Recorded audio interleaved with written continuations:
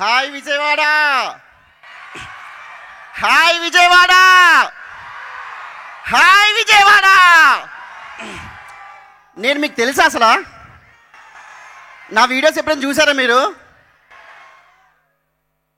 Hi guys, నేను మీ బాంచిక్ బాబులు.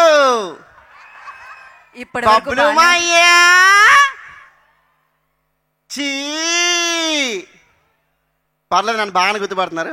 So first of all నాకు విజయవాడ అనేది చాలా చాలా ఇష్టం అండి. ఎందుకంటే నాది వైజాగ్ టు హైదరాబాద్ ఎప్పుడు ట్రావెల్ అవుతున్నా కూడా ఆ సర్కిల్లో దిగి మంచిగా బాదం మిల్క్ తాగిచ్చిన పునుగులు తిని హ్యాపీగా వెళ్తూ ఉంటాను. అలా కాకుండానే మన అమ్మవారి గుడికి కూడా వెళ్తూ ఉంటాను. Thank you so much. ఈ రోజు నేను ఈ స్టేజ్లో ఇక్కడ ఎలా ఉండి మీతో ఇలా మాట్లాడుతున్నానంటే one of the main reason అది మీరు మాత్రమే. మీ సపోర్ట్ వల్ల నేను ఈరోజు ఇక్కడికి వచ్చానండి. ఎందుకంటే నేను యూట్యూబ్లో ఇన్స్టాగ్రామ్లో వీడియోస్ చేసుకుంటూ మిమ్మల్ని అందరినీ ఎంటర్టైన్ చేస్తూ ఉంటాను. మీ లైఫ్లో జరిగేవే తీసుకొచ్చి మీ కళ్ళ ముందు పెడుతూ ఉంటాను. అది మీ అందరికీ తెలిసిన విషయమే. ఒకరోజు నాకు మన మెరై టీం నుంచి ఫోన్ వచ్చి బబ్లు ఒకసారి పిల్లండి అంటే పిలిచారు. వెళ్ళిన తర్వాత వాళ్ళు అన్నమాట, first of all Karthik Ghattamaneni గారు డైరెక్టర్ చూసిన వెంటనే ఫస్ట్ మాట అన్నది, బబ్లు నాకు నీ వీడియోస్ అంటే చాలా ఇష్టం రా, నేను చిన్నప్పటి నుంచి ఏదైతే ఫేస్ చేస్తాను ఇలాంటివన్నీ రిలేటబుల్ కంటెంట్ ఎక్కువ చేస్తూ ఉంటావు, చాలా చాలా బాగా చేస్తున్నావు అంటే అన్న థ్యాంక్ యూ సో మచ్ అన్నాను.